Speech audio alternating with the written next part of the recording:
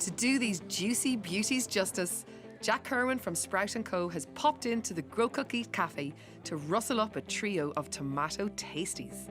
So first up anyway, we're going to just take the tomatoes that have just come directly from the garden. Going to chop them up to nice sizes here. That way they don't sort of break down as you mix them. And there's going to be great colour as well coming through the whole bowl once you're finished. Then I've got these dried tomatoes that we left in the oven overnight at 50 degrees. I'm going to add these in as well, so use about half the mix. Kalamata olives here, they also have a real saltiness to it, so they add that to it.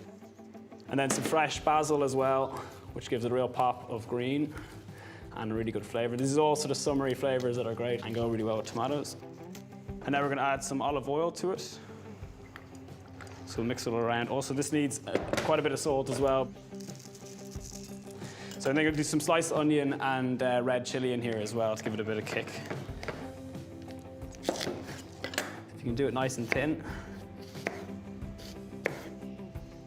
As you can see, you got lots of colour here. There's a huge amount of flavour in this. I'm going to set that aside now. We're going to move on to the pesto. So I've got some charred red pepper here. So we've basically just thrown them onto a griddle pan and into the oven at 180 degrees for about 25 minutes. Got some sun-dried tomatoes here as well. Some Parmesan as well. And then I've got some capers. So, and then basically a drizzle of white wine vinegar. You might need to add a little bit more throughout the recipe. And then add in a little bit of maple syrup as well to give it a tiny bit of sweetness. Parmesan's quite salty already, so you don't need too much in that. And then some pepper. And then I'm just going to add some fresh basil in here as well. It's going to give it a bit more flavour and some more colour. Throw that in. 1 garlic clove. So, finally just some olive oil into the mix.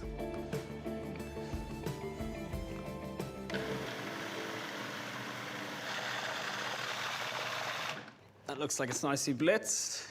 So you want to get good colour through and then give it a little quick taste just before you take it out. If it needs anything else, you can add it in. Tastes perfect to me. I'll set this aside as well. Okay, so this is our third way of using tomatoes. This focaccia that we made earlier on today. I'm going to slice it up into portions, and then this is going to be used to sort of scoop up all the different tomatoey flavours. Right, so this is tomato and rosemary. I'm going to throw it just on the pan here, like so. Little glug of oil as well. And then just throw it straight into the oven. Next up, we've got the garden greens. That's really just simple to add a bit of greenery to the dish, mixed with some garden peas here. More summery ingredients. Okay, so just give them a quick mix. Very simple. Focaccia really only needs about a minute or two to kind of crisp up, so I'm gonna take that out.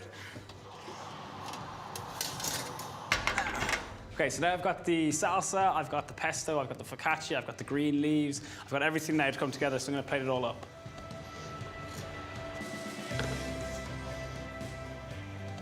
Focaccia then, which is nice and crispy and warm. Putting it here. Pesto here, which is great colour. And then finally, for an extra bit of sweetness on top of the whole thing, we got some balsamic reduction here, which we're just going to drizzle on top of the whole thing. A nice colour on top. Tomato 3 ways using Mick and Karen's tomatoes from the garden. Absolutely delicious.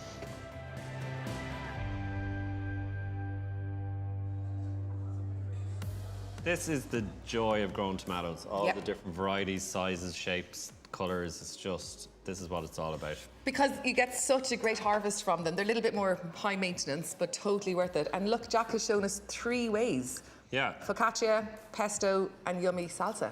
I love this pesto in particular because it means, like, this will keep in the fridge for ages. You can freeze it. This is just really clever and really delicious ways to savour them and store them.